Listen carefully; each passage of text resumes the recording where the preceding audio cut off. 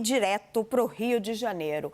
A Justiça do Rio de Janeiro manteve a prisão do miliciano Luiz Antônio da Silva Braga, conhecido como Zinho. Ele deve continuar detido no presídio de segurança máxima no complexo de Jericinó, na zona oeste do Rio. Quem vai trazer as informações e explicar os motivos, vocês vão se lembrar, esse miliciano, que é o chefe da maior milícia do Rio, se entregou antes do Natal. E quem vai explicar tudo para vocês é o Rodrigo Monteiro, que chega agora no 360. Oi, Rodrigo, muito bem-vindo, boa tarde. Oi, Raquel, boa tarde para você, boa tarde para todos que estão com a gente aqui no 360. Ontem foi feita uma audiência de custódia e por uma questão de segurança, Zinho foi ouvido por videoconferência. Ele está preso no complexo penitenciário de Bangu, como você disse, que fica na Zona Oeste. Durante toda a audiência de custódia, ele ficou com as mãos algemadas. Foram feitas algumas perguntas de praxes e uma delas, foi se ele tinha sofrido algum tipo de agressão durante essa prisão. Ele confirmou para o juiz que não. Portanto, a justiça decidiu que ele continua preso no complexo penitenciário de Jericinó. Ele está numa cela com quase 6 metros quadrados, está isolado de outros criminosos, numa ala reservada para milicianos com direito a um banho de sol.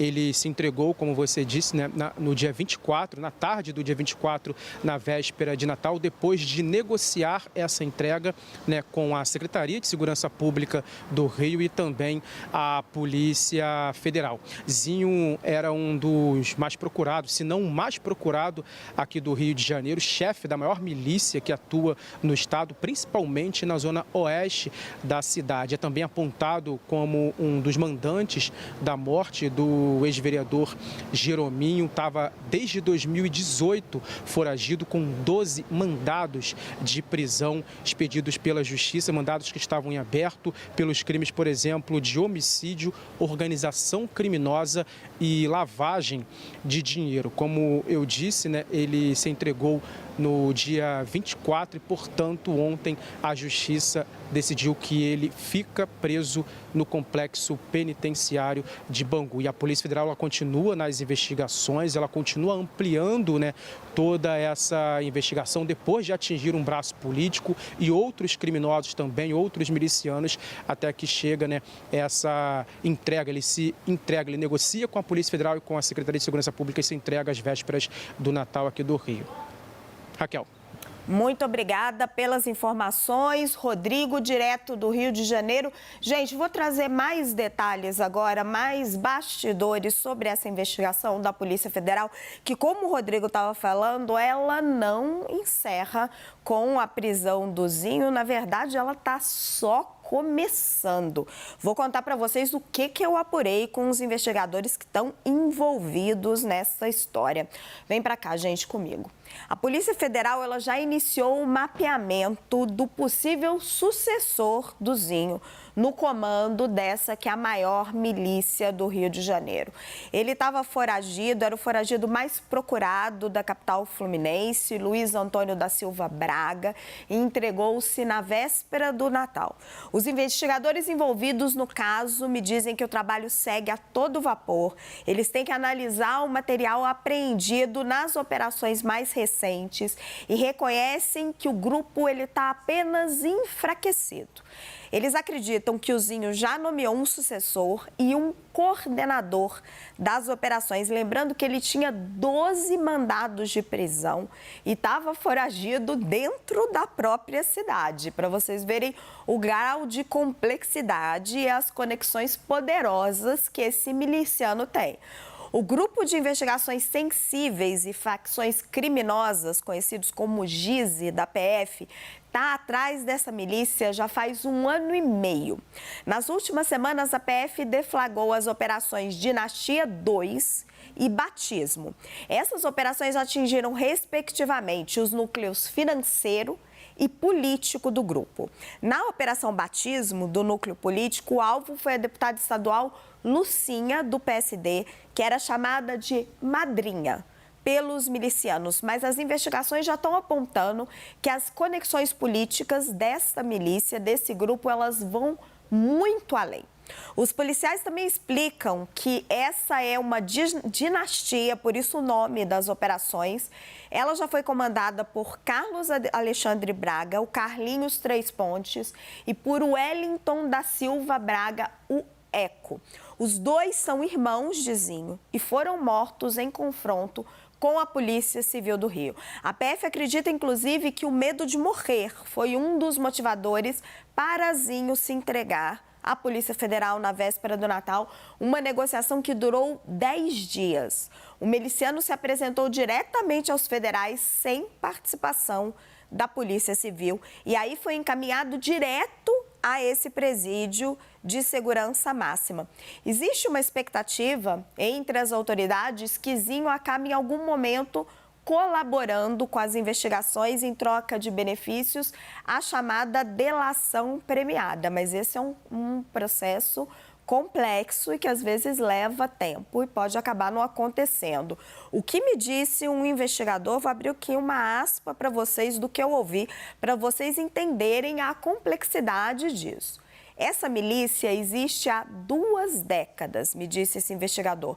Nós estamos desestruturando a parte financeira e a parte política.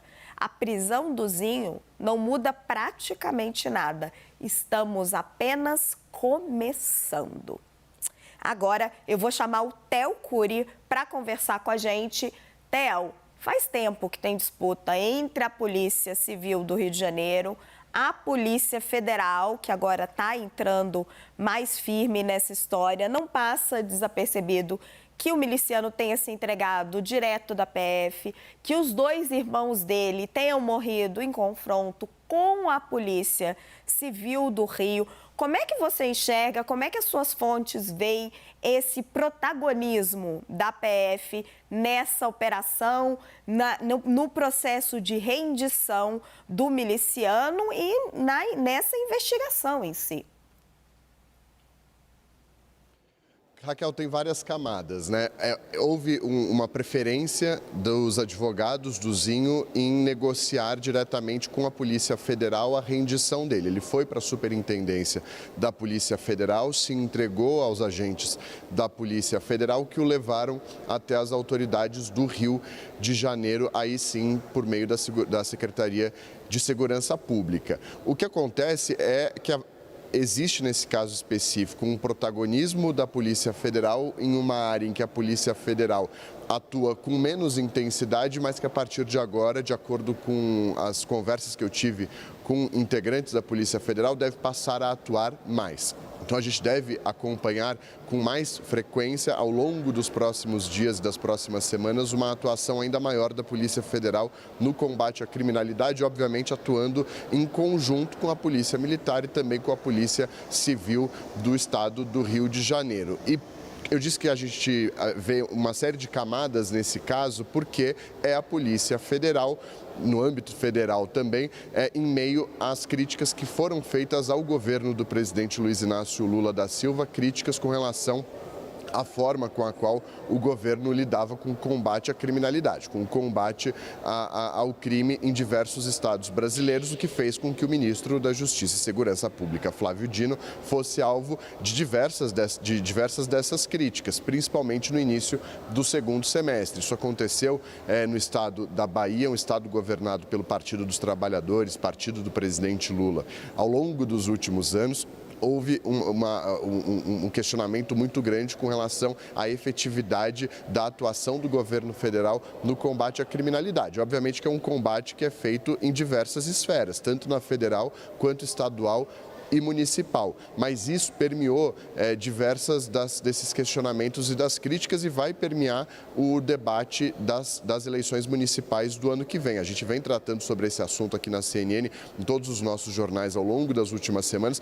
A segurança pública é um tema que vai permear os debates políticos nas eleições municipais de 2024, com um aumento muito grande da criminalidade no estado de São Paulo, na cidade de São Paulo, no estado do Rio de Janeiro e em diversas outras cidades brasileiras, como a gente vem acompanhando. Então, é uma atuação e um protagonismo da Polícia Federal, principalmente nessa operação envolvendo a prisão do Zinho, com o desmembramento também de uma série de ações voltadas principalmente ao braço político dessa milícia, como a que mirou a parlamentar fluminense na semana passada, e a gente deve acompanhar isso com mais frequência. Então, esse protagonismo surge em um momento em que o governo federal continua sendo alvo de críticas da oposição com relação à forma com a qual lida com o combate à criminalidade em todo o país. O governo, obviamente, diz que vem aumentando essa atuação, vem melhorando essa atuação, também diz que é uma atuação compartilhada com governos estaduais e com as prefeituras, mas isso mostra que há uma preocupação do governo federal com isso e uma preocupação da Polícia Federal. Então, essas fontes da polícia com as quais eu conversei hoje ao longo do dia dizem que a PF vai atuar cada vez mais nessas operações de combate à criminalidade. E com relação ao caso específico do Zinho, Raquel e quem acompanha a gente, com base no que foi apreendido na semana passada naquela operação, nos depoimentos que serão colhidos, a expectativa de que novos desdobramentos a gente veja novos desdobramentos ao longo das próximas semanas, com possíveis novas deflagrações de operações mirando a milícia no estado do Rio de Janeiro. Não é à toa, né, Theo? As pesquisas internas do Palácio do Planalto estão mostrando que segurança pública é o calcanhar de Aquiles do governo federal, que eles precisam atingir isso, que o golpismo deixou de ser uma preocupação grande da população. Esse tema vai voltar um pouco agora com a efeméride do 8 de janeiro, mas as pesquisas internas do próprio Planalto estão mostrando isso, que muito da popularidade do Lula, ela fica travada ali por causa da segurança pública. Então, o governo quer mostrar serviço e tem uma equipe da Polícia Federal muito bem estruturada lá no Rio de Janeiro, muito boa e que vai literalmente partir para cima. Obrigado pela análise, parceiro. A gente já se fala mais.